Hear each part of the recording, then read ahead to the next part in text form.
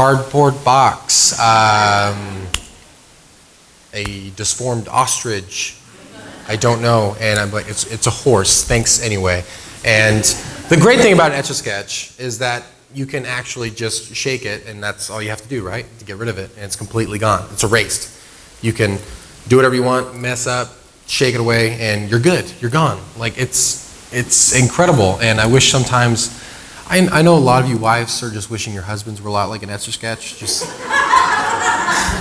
Just like you just walk up to them and just, what were you thinking? Okay, you made that, so you're telling me you decided to do this one thing. Okay, I'm going to erase that right now and just start shaking them. And that's how divorces happen, right there, or lawsuits, restraining orders. That's how, yeah. But a lot of times we think of Etch-a-Sketches and we think, I think that would be awesome if that was just my life, if I could just, look at little things like that. And Chinese food, that's probably not the best idea. I want to erase that. I want to get rid of that. But there's a lot of things. Etch-a-Sketches are great. They're awesome. And you guys remember chalkboards, right? Chalkboards were a thing. They're not now. They are not.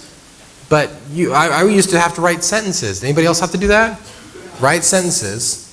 And you would just, and over and over and over again, and then you'd think you're smart, and you would just do the first letter, and then just do all the way down, and then just do it, and you're doing the same amount of work. But that's what I used to do, and what would, at the very end of the day, you can't keep that up, right? You would erase it. And it would be clean, it'd be wonderful. But you remember the one job everyone had wanted to do when you were younger? Max got the idea. Clean out the chalkboard erasers. So you get to go outside and just hit them real quick, and everybody wanted to do that. It's kind of like, I don't know why we'd want to do that. When we were kids, we would fight over the Sam's Club ticket and just whoever gave it to the guy at the very end. Like at the end, like the exit, you have to show him the receipt. We would fight, legitimately fight, and get upset if we did not get to hand the receipt to the person. But the same thing with the chalkboard erasers. You'd fight to just be able to go outside and hit them. And no matter how much you hit them, there was always something that came out, right? It would never be completely gone. And same thing with Etch-a-Sketch. You almost always see those little traces of what you did before. But with chalkboards and Etch-a-Sketches and a lot of other things, we're able to do something, and it'll be able to be wiped away clean. And that's been, for the past month, we've been talking about what? What was the one thing, what was our sermon series? What is it called? Clean. When Matt thought of this, I thought it was a great idea because he said, we're going to talk about just being clean. He talked about clean house. He talked about clean sweep. We talked about, today, what are we talking about? Clean slate. What does a clean slate mean? What does it look like to have a clean slate? Fresh start. We might as well call ourselves Journey Church Subway, because we're going to have such a fresh start today. There's more where that came from, ladies and gentlemen. Linda, blame it on Linda. She said it. So, what is that movie? It's like, we should call ourselves the Febreze Brothers because we're so fresh right now. Yeah. All right. But we're talking about the Clean series, and today we're talking about Clean Slate, and we are finishing off the Clean series. Next week, we are having student-led Sunday, college age, and high school and junior high age. Yeah, it's going to be great. We're going to have a lot of stuff. So if you're going to skip a Sunday, you can skip that. No, I'm kidding. You can't skip this one. You cannot skip. This one's going to be great. Nate's preaching. That was my reaction too. It was great. But we're having the youth lead everything in every aspect. So it's going to be awesome. So please don't miss next week, 10:30. And then we will be starting a new series that we'll announce next week for the next month till probably June. It's exciting stuff. A lot of stuff's going on. So please be there. But right now we're finishing up Clean. With Clean Slate. Last week we talked about the resurrection and how important the resurrection truly is. And how Jesus and everything he did and every competitor, every obstacle in front of him, he just clean sweep all the way across the board. He took everything down. He was the only person standing. And today we're talking about clean slate. Because like I said, when the resurrection becomes a part of your life, you now have a clean slate. Everything you've done before is now wiped away. Just like that Etch-a-Sketch, just like that chalkboard being erased. That's exciting. Everyone flip over to Matthew 8. We're going to go 1 through 4. Who knows about leprosy? Anybody have leprosy? No? Okay, good. Thank goodness. Matt McCauley's, yep, okay. Whatever gets you out of the preaching, right? Yeah, okay. Oh, look at that, I just got leprosy, gotta go. Okay. Matthew 8, there's this man with leprosy. Leprosy is a skin disease that lets you, that forms lesions and even can cause nerve damage. I mean, it is, back then, was a lot more common than it is now. And it was a big deal. Now, if you're getting Matthew 8, 1 through 4, we're going to be discussing a man who had leprosy. We don't know how long he had it, but all we know is that he was suffering from it greatly. So let's start reading. When he came down from the mountain, great crowds followed him. We're talking about Jesus. And behold, a leper came to him, knelt before him, saying, Lord, if you will, you can make me clean. Okay, wait a minute. That makes no sense. Okay, so everyone knows back in the day, and if you don't, I'm going to tell you anyway, so it's okay. Back in the day, back in the biblical times, back in Dan's day, you knew it. It was just up there, and someone had to hit it, There was leprosy, and people who had leprosy were considered unclean. And a lot of you may know that when they were around certain people, they would have to literally verbalize unclean. Unclean. To let people know that they can't go around them. That they cannot be around that person. So we don't know how long this guy had leprosy, but he had been socially outcast for a certain period of time. We could assume it was probably quite a while because he'd been suffering from it. But when you have leprosy, you can't go around anybody. You can't touch your kids. You can't hug your family. You can't kiss your wife. You can't be around your loved ones. You can't hang out with your friends, give them a pat on the back. You can't do those things. You are a loner. And so that's what this man was. You have to kind of idea that this man was truly a human being, just like one of us, and was a social outcast, was looked and frowned upon, disgusted by strangers. And this man has the nerve to walk up to Jesus. Now, Jewish traditions tell us that we have to at least be about 6 feet away. Okay? Do you understand this? And you're telling me Jesus, the guy who's being followed around by great crowds, why? Because he's the Messiah. He claims to be the Son of God. He claims to be the one we've all been waiting for. People are crowding around against him. And this dude just walks up to him? I mean, Jewish traditions don't even allow this guy to step inside the temple to pray to God. We come to pray to God, and it's no problem. If you're a little sick, if you're a little under the weather, you just say, hey, I want him to spread anything. But this guy was literally not even allowed to worship God, because when you worshiped God back then, you went to the temple. So he wasn't even allowed to worship God correctly. And he walks up to Jesus? Are you kidding me? These guys have got to be losing their mind that are around Jesus. He walks up to him and he says what? Lord, if you will.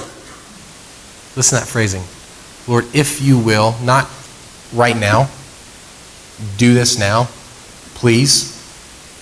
I always have those people who ask, like they act like they're really like asking nicely, but it's like really rude. Like, do this now, please. Okay, got it. But he says, Lord, if you will, you can make me clean. Keyword, clean. What was he? Unclean.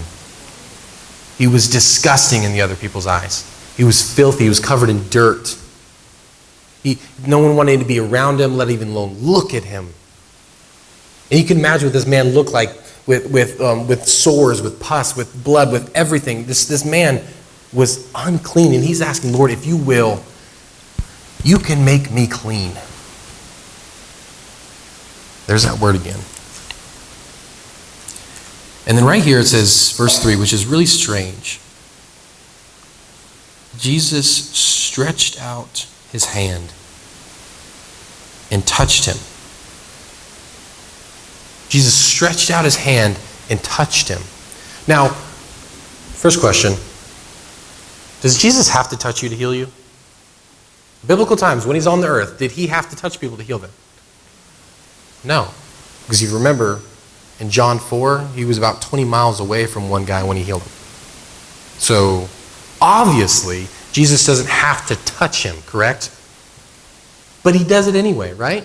That's got to be like a messed up translation, right? There's no way. So I looked. The original translation, that word touched, in this context, means fastened. So what does that mean? Did he just, I don't want to touch you? Or did he get like a stick or something to poke the guy with, like, you're healed? What did he do? What does that fasten mean? What does that, like, when I read this story, this is what I imagine. This guy runs up through this crowd, falls on his face toward Jesus, bound before him. This is just what I'm picturing, so you can, imagine with me. And I look at, Jesus is looking at him, and he says, and the guy says, Lord, if you will, you can heal me. You can make me clean. And I just imagine Jesus. When you hear the word fastened, I don't just see a, quick pat on the back, you're healed, you're okay, you're good to go. No, I see him, Jesus, grabbing him by the shoulders and making him look at him in the eye. That's what I imagine.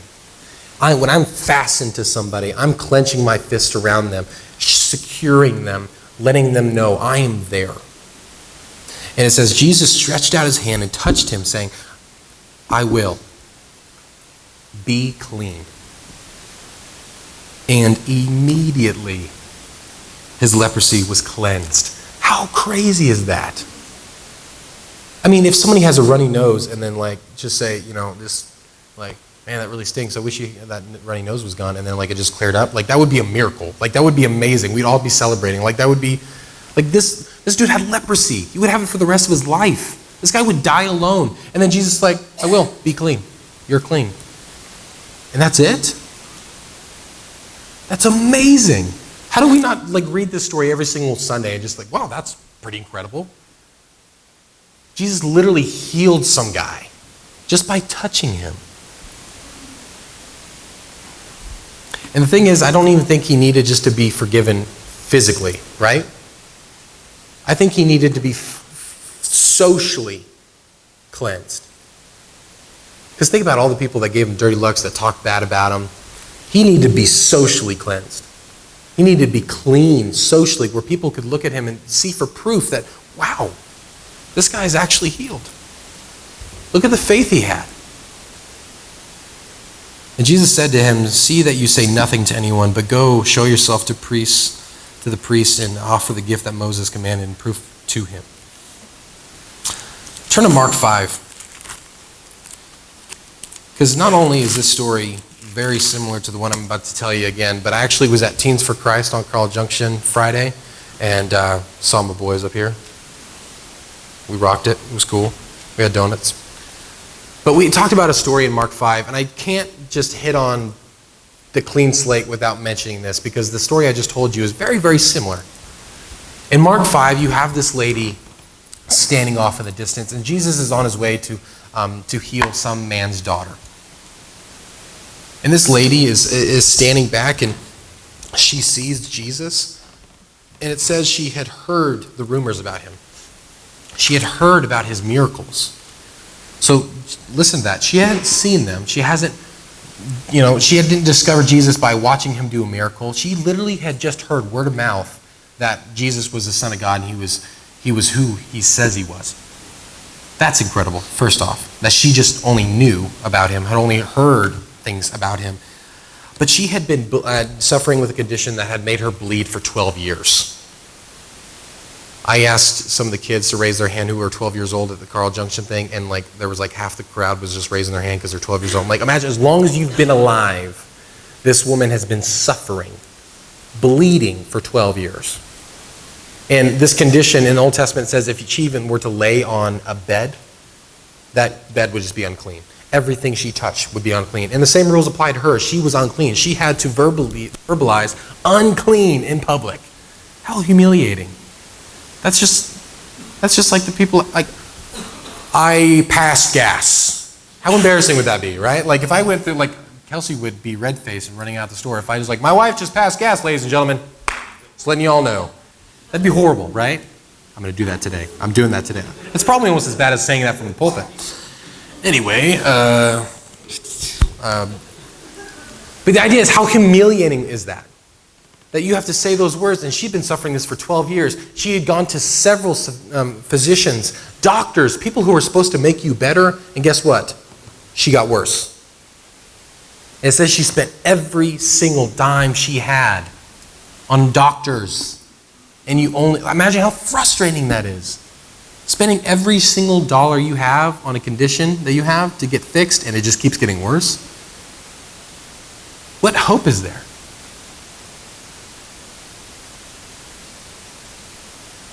The amazing thing is if you look right in here, it says a great crowd followed him and was thronged around him. So you imagine just a huge crowd of hundreds and hundreds of people. And there was a woman, and she kept looking at him. She heard the reports, and it says right here about Jesus, on the verse 27, you want to look, and she heard the reports about Jesus and came up behind him. Literally one of the greatest understatements ever in history, probably in the biblical stories. Why? Because it just said a great crowd was thronged around him. So you're telling me she just came up behind him? Have you ever been at listen, folks, I know you guys in the 80s, have you guys lived in the 80s?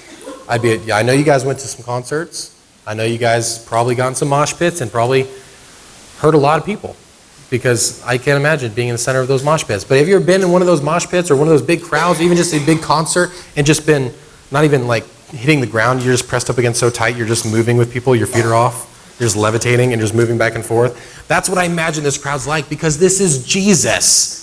People are freaking out about this guy. They're losing their minds. And she just comes up behind him. No. She had to have probably crawled, pushed through, bit if she had to, thrown some elbows to get to the center, to get to Jesus. Jesus wasn't on the outside of the crowd. She didn't just come up behind him. He was in the center. People were thronged around him, and she came up. She broke every rule she could about being unclean, being an outcast. You can't be within 6 feet of people, let alone touch them. And she was touching people, going through that crowd, fighting just like nobody's business. And she came up behind him and touched him. And you know what her thought process was? Look in verse 28. Verse 27, sorry. Yeah, verse 28, sorry. For she said, even if I touch his garments, I will be healed. What faith! That all I have to do is just touch his clothes and I'll be healed. That's what I imagine some of the people in the 80s, like, if I just touch Bon Jovi's leather jacket, I will be so happy. But she just said, as long as I just touch his cloak, his garment, that's all I'll need. And she touches it, and guess what happens? What's the next word? Immediately. That word again that we just heard from the other story. Immediately. God doesn't work. He's not a crock pot, okay? He's not going to promise you your food's going to be done, and then like 12 hours later, oh, by the way, it's done. No, he is microwave fast, okay? He is right there. Immediately. He doesn't say, well, not right now. No, right now. Immediately, her faith knew that all she had to touch his garments, and immediately she dried up, and the bleeding stopped, and she was no longer unclean. That's incredible. That faith. And then guess what happened? And as soon as she did that, Jesus turns around. Who touched me? Was he upset? No? Are you sure? Because he may have had like a Michael Kors garment or something, like a Versace jacket. Who wrinkled my jacket? You can't touch this. And then just started the dance. No, okay, let's not go there. Too much. There's a lot of 80s going on right now, okay? I'm still stuck in that mindset. The whole idea was he turned around and he asked it. Did he really not know who touched him? He knew. Of course he knew. But what is he doing? He's giving her a chance, isn't he? To own up to what she did. And then the disciples say, Jesus, who touched you? Look at the crowd. Everyone's touching you. Everyone wants to be a little piece of Jesus, okay? Everyone's around you. Don't ask that. What's a ridiculous question? Of course, everyone's touched you. And he says, who touched my garments? Who touched me? He repeats the question, who touched me? And then right there, you can imagine she's just standing there, just like when a question, like pretty much when, I ask, the youth who wants to pray, they're just like, don't make eye contact, don't make eye contact, don't look. That's probably what she's doing. She's like, don't look at me, don't look at me. And then the guilt gets to her. She knows she needs to confess. And right here in the Bible, we have the first oath ever given, recorded oath. Because it says what? The whole truth. Nothing but the truth. So help me, Jesus. You know what I'm saying? She tells him the whole truth. She probably said, listen, it was me. I'm sorry. I've been suffering for 12 years. 12 years, Jesus. I'm so sorry. I've been bleeding. My family has left me. I can't be with my kids. I can't hug my family. I can't even be around them. I have to watch them grow up from a distance. For 12 years, Jesus, I've been suffering. I've spent every single penny I have on doctors. The people who were supposed to make me better have made me worse.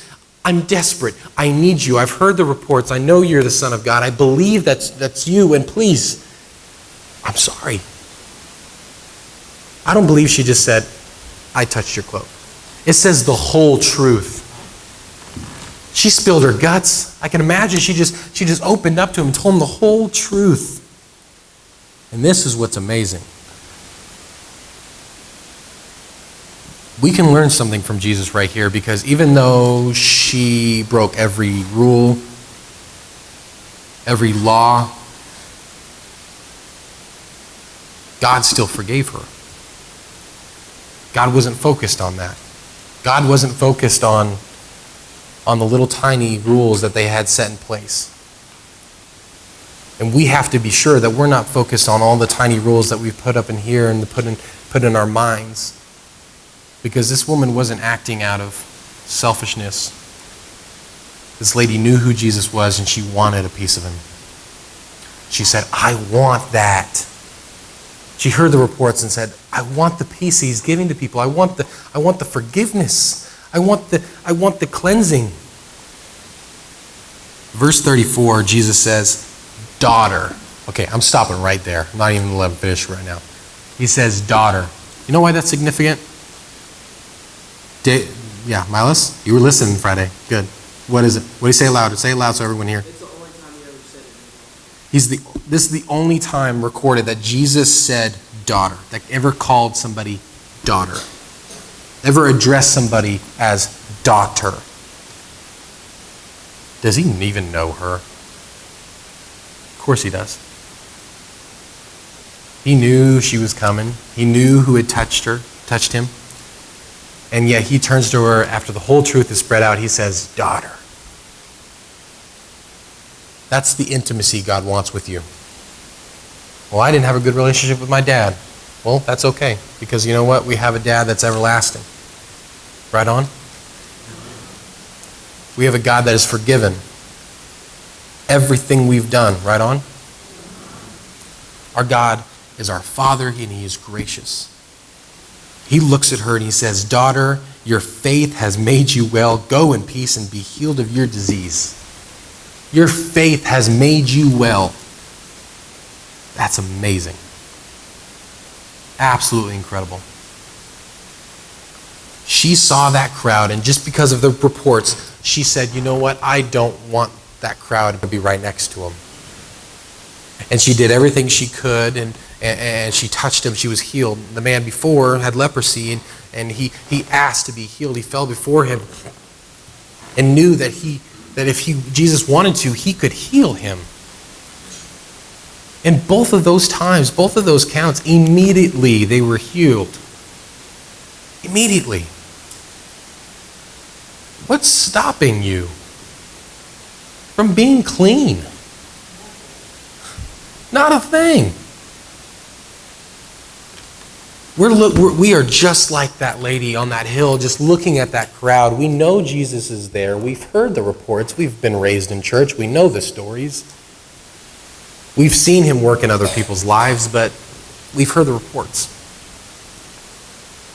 Now we have two choices. We could stand on the hill and, well, something he'll come back around, I'm sure.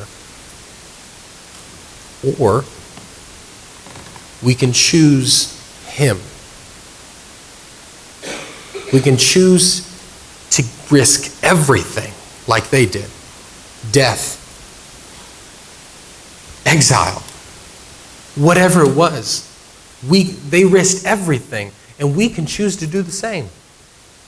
Well, I may lose my job if I start going, acting like a Christian, because I'm going to have to start, obeying the law and obeying the rules. I may lose my kids. I may lose my husband if I keep going to church every Sunday. Are you willing to risk everything just to have Jesus in your life? That lady did not have Jesus in her life, but you know what she knew? She knew she needed him. And that's everyone's heart right now. You know you need him, but are you willing to run through every single thing to get to him? Or are you okay with that crowd, those obstacles and that stuff in your way between you and Jesus? Because sometimes people will live like that. I'll keep Jesus at a certain distance. But this lady, that man, I believe are a lot like you guys. I hope are a lot like you, because you're willing to risk everything just to be a little bit closer to him. Willing to run through anyone or anything, any obstacle, just to be with him. Because you have faith and you know that he can make you well, that he can make you clean. Today we're talking about clean slates. And there is no cleaner slate than the ones in these stories. You cannot get dirtier than they are. You cannot become more unclean than these people. We read constantly through stories of people who have been forgiven, who have gotten clean slates. Look at Moses. Look at Peter. Look at all Peter did, and yet he's preaching to thousands. And he's the one we look up to and the one we want to be like. Look at Paul. Killed and got joy out of killing Christians. And then he writes the majority of the New Testament. Clean slate. Every single day you wake up, every breath you take is a clean slate. God's constantly wiping that clean for you, because you know what? We're never going to be without sin, but he is constantly going to give us a fresh start. Constantly. As soon as you accept God into your life, as soon as you accept Jesus, begin to repent, become baptized, and become a believer, you forever have a clean slate as long as you are loyal to him. As long as you want him in your life, he will always be there with a wash rag ready to clean that slate for you. Do you need a clean slate today? As the band comes forward, I want you to think about that.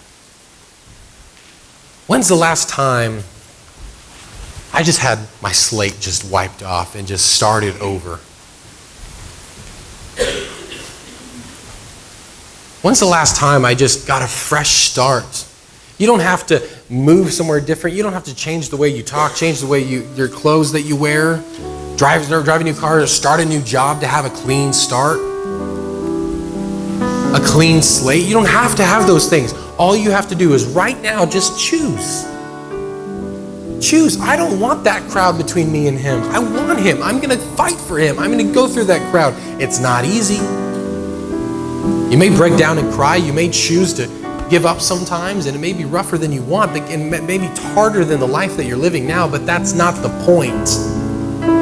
She didn't run through that crowd because it was easy. She ran through that crowd because she knew there was something in the middle of it that she could not live without.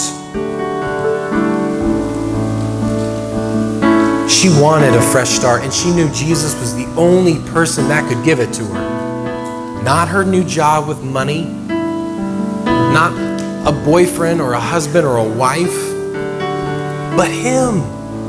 He was the only person. So if you need a fresh start today, if you need a clean slate, if you need to start over, I don't care if you started over yesterday and you already need a clean start. That's okay. Come up here on these altars. Pray to him and ask for a clean slate. Ask to become clean just like that first man did. Go to the back, talk with Matt and Chip, and tell them what you need. Because I don't know about you, but every single day I need a clean slate. Because there's things in my past that I've done that I cannot get over. Things that I've seen, things that I've heard, things that I've done that I need wiped away. I know you guys need too. So stand up, please. Come up here if you need to. I know there's someone in here that needs help. There's someone that needs a clean slate. And I pray that you can come up here and get prayed for. Go to the back. Talk to Matt or Chip or me. Let's pray. God, you are amazing. You are God of the Old Testament. You are God of the New Testament, Lord. We learned about 2 instances where somebody risked it all. 2 people risked everything, their lives for you, because they knew and they had faith in what you could do. And Lord, let's please have the faith that they had. Let us have the faith that we're willing to do whatever it takes to become closer to you. Let's not care what people think. Let's not care what people will say. Let's care about what you want, what you'll say to us at the very end of our life. And hopefully that is well done, good and faithful servant. Let us be willing to risk every single thing right now and forever. Amen.